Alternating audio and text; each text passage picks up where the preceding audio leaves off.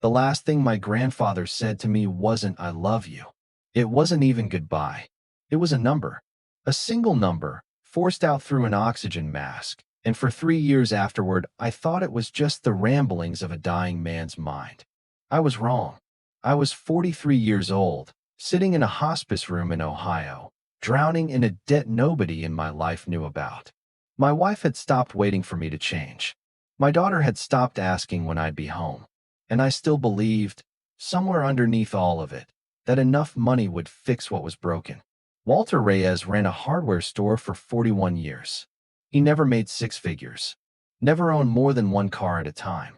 And as he lay dying, he grabbed my wrist with a strength that shouldn't have been possible anymore. And he said 7 words I didn't understand until it was almost too late to matter.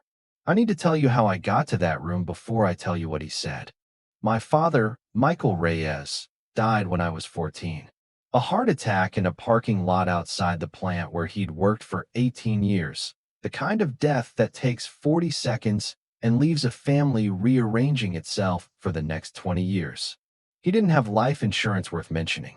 He had a truck payment, a mortgage 6 months underwater, and a wife, my mother, Diane, who had to go back to work at a job she'd left the year I was born. I remember exactly what poor felt like at 14. Not hungry poor. Watching poor. Watching my mother separate bills into piles labeled in her head. Piles I could read on her face before I understood the math behind them. Watching her tell the man at the electric company that the check was already in the mail when it wasn't. Watching her flinch every single time the phone rang after 6 p.m. I remember one night in particular. I must have been 15 by then. Coming downstairs for water and finding my mother at the kitchen table with the checkbook open and her forehead resting in her hand. Not crying exactly, just still, in a way that scared me more than crying would have. She didn't hear me on the stairs. I stood there for maybe 10 seconds and went back up without the water, and I made a decision in that stairwell that I didn't recognize as a decision at the time. I decided that whatever it took, I would never let anyone I loved sit at a table like that again. It felt like wisdom. It was actually just fear wearing wisdom's clothes, and I wouldn't be able to tell the difference for almost 30 years. My grandfather, my dad's father, Walter, showed up every week after that. Sundays, without fail, with grocery bags he never made a show of unpacking. With $100 bill folded into an envelope, he'd slide across the table like it was nothing, like it embarrassed him more than it helped us. He ran Reyes Hardware on 5th Street, a store that never made him rich, in a building he didn't even own outright until he was 62 years old. There's one afternoon I still think about more than almost any other from that whole stretch of years. A customer came in trying to return a lawnmower engine he'd clearly run without oil. Wanting a full refund he wasn't entitled to under any policy Walt had ever posted. I watched my grandfather, who needed every dollar that came through that register just as much as anyone, quietly eat the cost of half the refund anyway. Not because the man deserved it, but because the man had a toddler on his hip and a look on his face that Walt apparently recognized. That wasn't about the engine, he told me afterward, ringing up the next customer like nothing had happened. That was a man who needed one thing to go easier today. Didn't cost me what you think it cost me. I nodded like I understood. I didn't. Not really. Not for a long time. I loved him. I want to be clear about that before anything else, because everything I did for the next 25 years, I did believing I was honoring what he taught me. That was the tragedy of it. I watched a good man live small and careful and generous, and I decided, at 14, in the particular arrogance of a grieving kid, that his smallness was the thing that had almost broken us. Not my father's death. Not bad luck. Smallness. A man who worked with his hands his whole life and never once, in my memory, seemed afraid of not having enough. I decided I would never live that way. I didn't understand yet that being afraid of not having enough and being at peace with having enough are two completely different inheritances, and that I'd picked up the wrong one without ever realizing there had been a choice to make. By the time I was 30, I had everything I thought I was supposed to want. None of it was actually mine. By 30, I was selling real estate in a market that made ordinary men look brilliant for about 6 good years. I wore the watch. I drove the car with the payment I told people was nothing, really. I met Rachel at a closing, of all places. She was the buyer's attorney, sharp enough to catch an error in my paperwork that would have cost her client $4,000. And I remember thinking, I want someone in my corner who's exactly that precise. We married 18 months later at a venue I couldn't afford and financed anyway, because that was the pattern by then, and I didn't see it as a pattern. I saw it as momentum. Rachel's father, a quiet man named Robert who'd spent 30 years as a union electrician, took me aside at the rehearsal dinner and said the only thing he ever said to me about money in 11 years of knowing him. Debt looks like ambition until the day it doesn't, he said, shook my hand, and never brought it up again. I thought it was an odd thing to say at a rehearsal dinner. I didn't understand until years later that it was the kindest warning he knew how to give, delivered in the only language men like him were taught to use. One sentence, no follow-up, respect for the fact that I'd have to learn it myself or not at all. Emma was born the year the market started wobbling. I remember holding her in the hospital, 6 pounds 4 ounces, and making a promise in my head that she would never watch her mother separate bills into piles. I meant it completely. I also had no idea, standing there, that the promise itself would become the thing that cost her most. Not poverty, but a father who was never actually in the room, chasing a number that kept moving every time he got close to it. For the first 2 years, I told myself I was still the father I'd promised to be in that hospital room. I made most of the school drop-offs. I was home for dinner more nights than not. But the business needed feeding the way all businesses do in a market that's about to turn, and feeding it meant nights, then weekends, then a phone that lived in my hand at the dinner table, present in body and absent in every way that a 9-year-old would actually notice. The cracks didn't come as one dramatic fracture. They came as erosion. A missed dinner here, a late closing there. Rachel, in the beginning, covered for me without resentment. He's building something, she'd tell her sister, and she believed it, because I believed it. And belief is contagious even when it's built on nothing solid underneath. I told myself the hours were temporary. I told myself that once we hit a certain number, I'd pull back. I'd coach Emma's soccer team. I'd finally take Rachel to Italy like I'd promised her at the wedding. The number kept moving. That's the part nobody warns you about, that the number isn't a destination. It's a treadmill with the incline set slightly higher every year, and you don't notice you're running faster just to stay in the same place. Until you look up one day and your daughter is 9 and doesn't run to the door anymore when you get home. She just says, "Oh, you're home." Like it's information, not an event. I told myself that was normal. Kids grow up. I told myself a lot of things that year. My business partner, Tom Bradley, was the one who brought me the Meridian deal, a mixed-use development on the edge of town that, on paper, could triple our money in 3 years if we moved fast and leveraged hard. Tom had a gift for making risk sound like inevitability. "This is the one," he said, and I'd heard him say that about 4 other deals, 2 of which had actually worked out, which was somehow enough for me to stop counting the 2 that hadn't. I'd known Tom for 9 years by then. Since a training seminar, we'd both been dragged to buy our respective brokerages, and I'd watched him build a reputation as the guy who moved fast when everyone else was still requesting the 3rd round of due diligence. What I hadn't fully clocked, or hadn't let myself clock, was that Tom's fast wasn't confidence. It was a kind of hunger that never actually got satisfied by the deals that worked, only quieted for a few months before the next one. I told myself I was different, more careful, more grounded. I was borrowing his hunger and calling it partnership. To get in at the level Tom wanted, I needed capital I didn't have sitting liquid anywhere. I told myself I'd figure it out quietly and surprise Rachel with the results instead of worrying her with the process, a lie I dressed up as consideration. I took a line of credit against the equity in our house. I didn't tell her.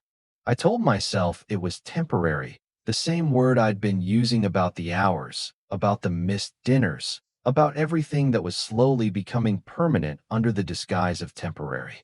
There's a specific kind of loneliness in carrying a financial secret inside a marriage. You start doing math in your head at red lights. You get quiet in a particular way when the mail arrives. You develop a talent for redirecting conversations away from anything adjacent to the topic, and you tell yourself you're protecting your family from stress, when what you're actually doing is protecting yourself from having to say out loud that you don't know if this is going to work. Rachel asked me once, casually, refilling her coffee on a Saturday morning, whether we were doing okay financially. Not suspicious, just the ordinary check-in married people are supposed to be able to have. I told her we were fine, better than fine, and I watched her nod and accept it because I'd never given her a reason not to before, and because trust is a strange kind of currency that only reveals its balance the moment you try to spend more of it than you actually have. Emma had a piano recital that October. I know it was October because I still have the calendar reminder on my phone, the one I dismissed instead of opening, because Tom needed me at a walkthrough with the lender, and I told myself Rachel would understand. She always understood. That was the arrangement we seemed to have built without ever agreeing to it out loud. I got a text from her during the walkthrough. One photo. Emma on stage, mid-bow, looking out at a crowd that did not include me. No caption. Rachel didn't need one. I stood in a half-finished retail space that smelled like drywall dust, looking at a photo of my daughter's small, proud, searching face, and I felt something I didn't have a name for yet. I filed it away, the way I'd filed away everything else that year. I had a closing to get to. Rachel and I had the real fight that night, the kind that doesn't stay contained to the thing that started it. She wasn't even angry about the recital by the time we were 10 minutes in. She'd moved past that, into something worse, a kind of exhausted clarity. "I'm not mad you missed it," she said. "I'm mad that I already knew you would." That sentence sat in my chest for weeks afterward. There's a particular kind of damage in someone no longer being surprised by your failures. Anger, you can fight. Resignation is quieter, and it's much harder to reverse once it sets in. I remember trying to explain myself that night in the specific, circular way people do when they know they're wrong, but aren't ready to admit it out loud. I told her about pipeline and timing and how real estate cycles work. Vocabulary I knew she understood better than I did given her own work, which made the deflection even more transparent than I intended. She let me finish. She always let me finish. That was never the problem. The problem was that finishing didn't change anything, and we both knew it before I'd stopped talking. I didn't tell her about the line of credit that night. I told myself the timing was wrong, which was true of every single night for the next 4 months.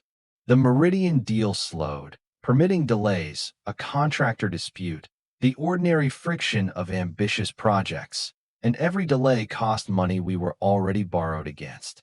I remember doing the math alone in my car in a parking garage, the actual number written on a notepad, and feeling something close to vertigo. I had built a life that looked, from the outside, like a rival. From the inside, it was closer to freefall with good lighting.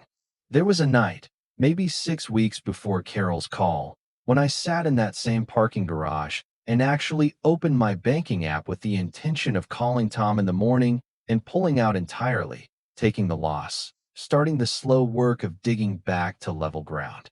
I typed most of a text to him. I didn't send it. I told myself I'd sleep on it. And in the morning the fear had reorganized itself into something that looked like resolve again, the way it always did, and I deleted the draft instead. I didn't stop. That's the part one still have to sit with. I didn't slow down, or come clean, or ask anyone for help. I took a second position against a rental property Rachel didn't know we still technically owned outright, because in my head, the only way out of a hole you dug chasing a number was to dig faster toward a bigger one. I told myself this was strength. Resolve. The same quality that had let my grandfather keep his store open through 2 recessions. Except it wasn't. It was the exact opposite of what he'd actually done, and I was too far inside my own logic to see the difference anymore. My Aunt Carol called on a Tuesday in March. I almost didn't pick up. I was walking into a meeting, but something made me answer. "It's your grandfather," she said, and I could hear in the shape of those 3 words that this wasn't a normal update. "You should come soon. The doctor's not saying weeks anymore. He's saying days." I stood in the hallway outside a conference room with 12 people waiting for me on the other side of a door, and for the first time in longer than I could admit, none of them mattered at all. I drove 4 hours to get to him, and I spent most of it not thinking about Tom or Meridian or the number on the notepad, which felt, for the first time in years, like a small mercy. I thought about the store instead. Reyes Hardware smelled like machine oil and cut wood and, faintly, like the coffee my grandfather kept brewing in a pot older than me. I used to sit behind the counter after school doing homework while he helped customers find the right gauge of wire or talked a young couple out of buying something more expensive than they needed, which used to baffle me as a teenager. Why talk someone out of spending more money in your own store, and which I understand very differently now. I thought, too, about the year I turned 16 and asked him to teach me to change the oil in my first car instead of just paying the shop to do it, the way most of my friends did.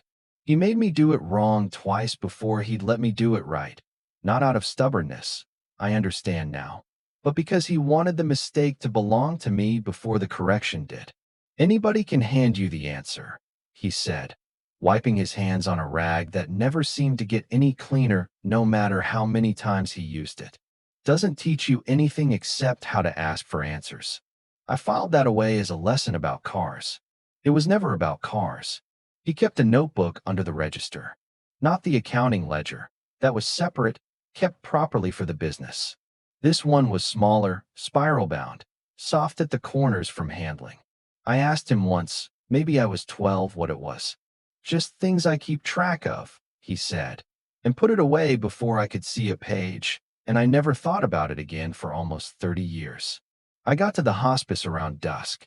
My grandfather's house, where he'd moved in the last 2 years, closer to Carol, after the store finally closed, was already full of the particular hush that gathers around a family bracing for something. Carol met me at the door with the look people get when they've been strong for other people for longer than they had strength for. "He's been asking for you," she said. "Specifically you." That surprised me more than it should have. I hadn't been the grandson who called every week. That was Carol's son, my cousin Nate, who lived 20 minutes from him and showed up on Sundays the way Walt used to show up for us. I'd sent money instead of time for years, a fact I'd actually been proud of, until I was standing in that hallway feeling how thin an excuse it suddenly was. I stood in that hallway a moment longer than I needed to, listening to the particular quiet of a house that already knows what's coming. The kind where even the television stays off out of some unspoken agreement. Carol touched my arm before I went in. "He's not always all the way here," she said gently. "Don't expect too much of the conversation. Just let him see you." I walked into his room. He was smaller than I remembered, which is what dying does to people, shrinks them down toward whatever was always essential underneath. He opened his eyes when I sat down, and the first thing he said, before hello, before anything else, was, "Did you bring the notebook?" I didn't know what he meant. I told him I hadn't. He looked disappointed in a way that has stayed with me since. Not angry, just tired, like a man realizing he might run out of time to finish a sentence he'd been building for decades. He was lucid for maybe 40 minutes that first night, in and out after that, and I learned more about my grandfather in those 40 minutes than I had in 3 decades of Sunday dinners combined. He told me about 1987, a regional hardware chain, gone now, bought out twice since, that had offered to buy him out and bring him on as a district manager over 6 stores. Real money. More than he'd ever have made behind that one counter on 5th Street, guaranteed, with benefits, with a pension waiting at the end of it. "Your grandmother was sick that year," he said. "Eleanor. You don't remember. You weren't born yet. Nothing dramatic. Not the thing that eventually took her. That came later. But sick enough that she needed me clothes, and the district job meant Cleveland 3 weeks out of 4. Eleanor lived another 6 years after that. Healthy years mostly. Years I actually do remember in fragments. Her hands in the garden, her voice reading to me on the store's back step while Walt closed the register. She died the year I turned 9. Quickly, a stroke, nothing the district job or any other choice could have prevented or delayed. I used to think that made his decision meaningless in hindsight, a sacrifice that hadn't even bought what it was meant to buy. I understand it differently now. He didn't turn down Cleveland to prevent her death. He turned it down to be present for her life, and those turned out to be two completely different things. He turned the offer down. Nobody in the family talked about it much, because from the outside it just looked like a man who never took a risk, who stayed small because that's all he knew how to do. "I want you to understand something," he said, and his hand found my wrist, weaker than the grip I'd remember later, but insistent. I didn't turn it down because I was scared of the money. I turned it down because I did the math, and the store gave me every Tuesday with your grandmother and 40 extra years of Sundays with people I actually loved, and the district job gave me a bigger number in a bank account I'd have been too tired and too far away to ever enjoy. He paused, breathing hard. People think I chose the safe thing. I chose the expensive thing. It just doesn't look expensive from the outside, spending time instead of spending money. You only see the bill later. I remember nodding at him the way you nod at someone when you're tracking the words, but not yet the meaning underneath them, the way I'd nodded at him over a lawnmower engine 30 years earlier. I didn't understand yet how directly he was talking about me. I thought he was explaining his own life, a kind of deathbed accounting, the stories people tell to make sense of the shape their choices left behind. I asked him again about the notebook, gently this time. He said, "I've been keeping it since 1981. Ask Carol where it is. I want you to have it. Not the store. That's gone. That's fine. It should be gone. The notebook." He fell asleep mid-sentence, the way dying people do, like a phone losing charge with the screen still lit. I sat there a long time, holding a hand that used to feel enormous to me as a kid, now thin enough that I could see the shape of every bone underneath it. And for the first time in years, I wasn't thinking about Meridian or the line of credit or the number on the notepad. I was thinking about Tuesdays. He held on for 6 more days, which the hospice nurse, a steady, kind woman named Sarah, told me was longer than they'd expected. "Some people wait for something," she said. "A person, a date, permission. You'd be surprised what people wait for." I didn't ask her what she thought he was waiting for. I think I already knew, and I think I was afraid to hear it said out loud. Nate and I hadn't spoken much in years beyond holiday texts, and something about those 6 days in a shared hallway wore that distance down faster than a decade of good intentions might have. He told me, at one point, without any edge in his voice at all, that he used to envy me growing up, the kid who got out, who didn't stay in the same 20-mile radius his whole life. I told him I used to envy him the opposite. We didn't resolve anything dramatic. We just sat with it, two men who'd apparently been quietly grading their own lives against each other's without either one saying so, until a dying man in the next room made the comparison feel embarrassingly small. On the last day, he was mostly gone already, present in flashes, gripping my wrist during one of them with a strength that genuinely startled me, given how little was left of him by then. His eyes found mine, clear for maybe 15 seconds in a way they hadn't been in 2 days, and he said 7 words. Slow, deliberate, like he'd been rehearsing them, maybe for years, maybe just since I'd walked into that room without the notebook. "You keep counting the wrong thing, Daniel." That was it. I asked him what he meant. I actually said, "What thing? Grandpa, what do you mean?" And he didn't answer. His eyes lost their focus a few seconds later, and he never spoke another full sentence after that. He died 2 days later, on a Thursday morning, with Carol holding one hand and me holding the other, and Nate standing at the foot of the bed with his face doing the thing faces do when a person is trying very hard not to fall apart in front of family. I want to tell you I understood those 7 words immediately, that some door opened in me right there in that hospice room. It didn't. Grief doesn't work like a lesson plan. I flew back for 2 days to bury my grandfather, and then flew home to bury myself in exactly the life he'd apparently been trying to warn me about. Because the world does not pause for your revelations. And Tom had already called twice about a lender who was asking uncomfortable questions about Meridian's timeline.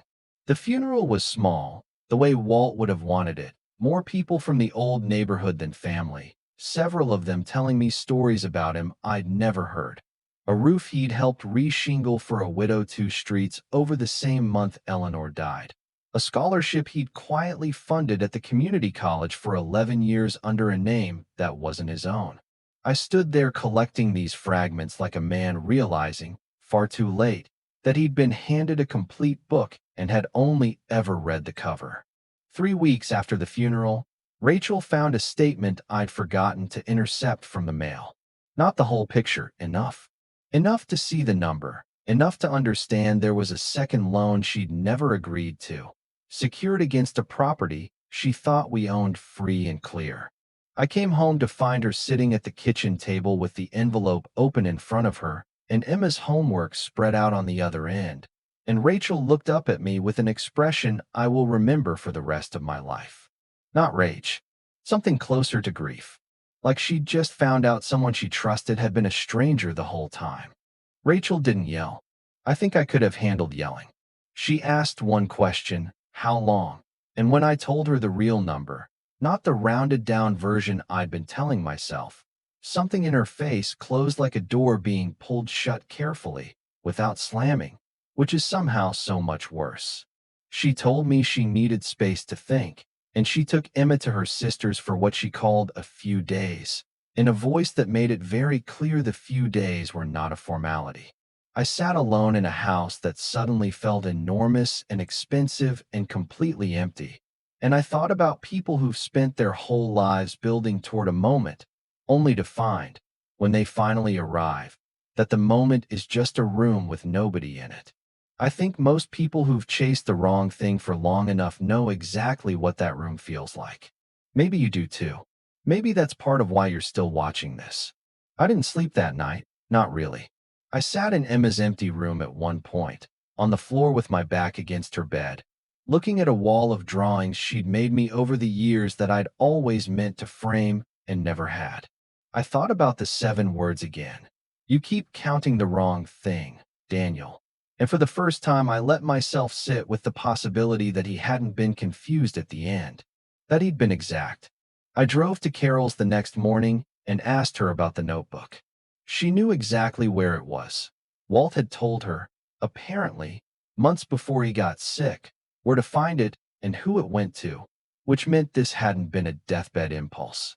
He'd been planning to give me that notebook for a long time, waiting, the way Sarah said people wait for things. Carol made coffee neither of us drank and told me things about Walt's last few months I hadn't known, that he'd asked her twice to make sure the notebook came to me specifically, not Nate, not her, even though Nate had been the one showing up every Sunday. He said you were the one who needed it, she told me. He said Nate already knew how to do this. Said you were the one still figuring it out, and he wanted to make sure you had help even after he couldn't say it out loud anymore. If you've made it this far with me, I want to invite you to subscribe to our channel and join us every day. Stories like this one, the ones about the things we understand too late, and the small chance we sometimes get to understand them in time to still matter, are the only kind I know how to tell honestly, and I'd rather tell them to people who actually want to sit with them. Carol handed me a spiral notebook, soft at the corners exactly the way I remembered from 30 years earlier, held together at this point by a rubber band that had gone brittle with age. I didn't open it in her kitchen. I drove home first, sat down at the same table where Rachel had confronted me 3 days earlier, and opened it under the same light. The first page had a date from 1981 and a single line that made no sense to me at all. Not a number, not a name I recognized. Just 4 words and an amount that was far too small to matter to anyone. I turned the page. Then another. By the 20th page, my hands weren't entirely steady anymore. The notebook wasn't a record of money at all, not really. Every entry followed the same pattern: a date, a name, and a short line describing what he'd shown up for. March 1981, Diane's recital. Missed the store opening an hour, worth it. June 1985, Michael's surgery, 3 days closed, no regrets. October 1993, Daniel's Little League Championship, closed early. He doesn't know, I almost didn't make it. February 1991, store almost closed for good, kept it open anyway. Diane needed somewhere for Daniel after school, and I wasn't going to be the reason that stopped. Page after page, for decades of them. A man quietly tallying not what he'd earned, but what he'd shown up for. Weighing each entry against what it cost him in the store's revenue, in exhaustion, in the things he didn't get to do because he'd chosen, deliberately, again and again, to be present instead of productive. Near the back, dated 11 years earlier, I found an entry that stopped my breathing for a second. Daniel's 32nd birthday. Didn't attend. He said he was too busy. Real estate is going well. I'm proud but worried. Money isn't the same as safety. I hope he learns that from me and not the hard way. I sat with that sentence a long time. He'd been worried about exactly this, over a decade before I ever stood in that hospice room. And he'd never once said it to my face, because that wasn't who he was. He put it in a notebook and waited to see if I'd figure it out on my own, the way he'd let that young couple almost overspend before finally stepping in. The very last entry was dated the week before I arrived at the hospice. It wasn't written in his usual careful hand. The letters were larger, shakier, clearly written by someone whose body was already leaving before he was ready to go. It read, "Waiting for Daniel. Page 47. He needs to see page 47 before I can rest." I flipped back to page 47. It was the Little League entry. October 1993, the one about closing the store early, the one that ended with "He doesn't know, I almost didn't make it." Underneath it, in fresher ink, added recently, clearly added after he knew he was dying, was one more line. "I almost didn't make it because I was scared, that year, of exactly what you're scared of now. Not enough. Never enough. I chose to show up anyway, scared and all. That's the whole lesson, Daniel. Not that money doesn't matter. That showing up scared is the only kind of showing up that counts for anything." I sat at that table until the light outside went from evening to fully dark, not bothering to turn on a lamp, reading and rereading that page until the words stopped being new and started being true in the way things become true only when you've let them sit long enough.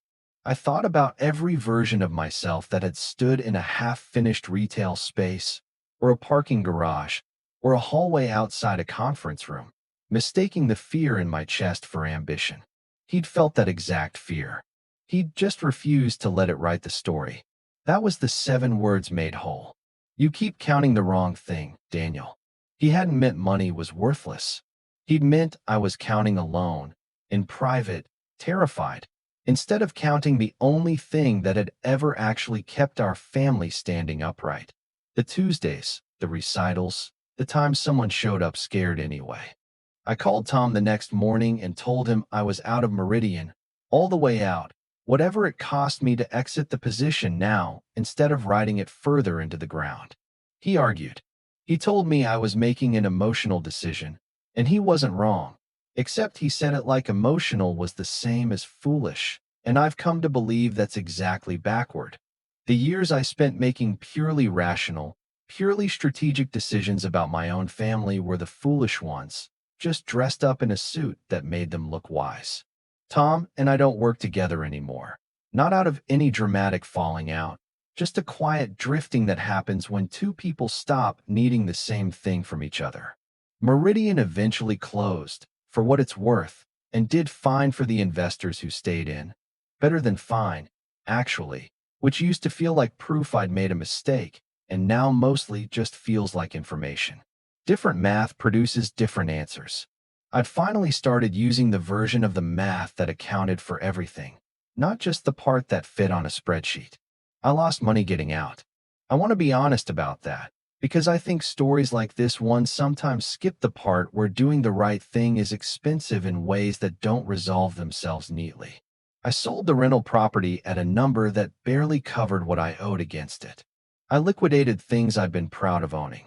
It took the better part of a year to get the second loan paid down to something that didn't wake me up at 3 in the morning, and there were months where the fear didn't feel any different than it had during Meridian.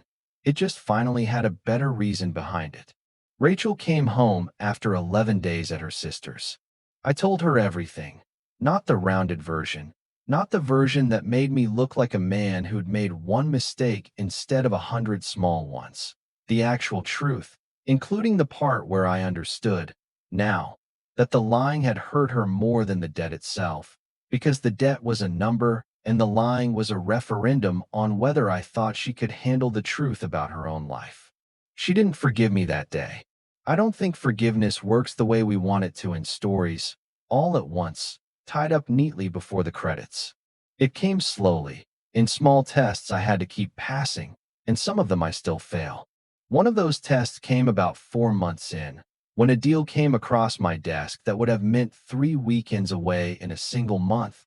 Good money, the kind of opportunity the old version of me wouldn't have hesitated over for a second.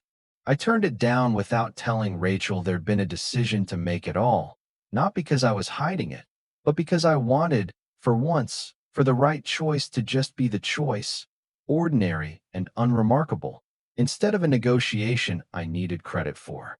Emma had another recital that spring.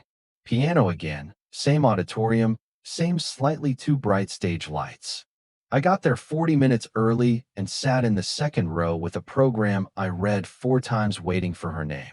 When she found me in the crowd from the stage, I watched her actually look for me this time, scan the rows the way kids do. Something in her face changed that I'm going to remember longer than almost anything else from that entire year. She didn't say anything about it afterward. She didn't have to. I'd spent 9 years teaching her not to expect me.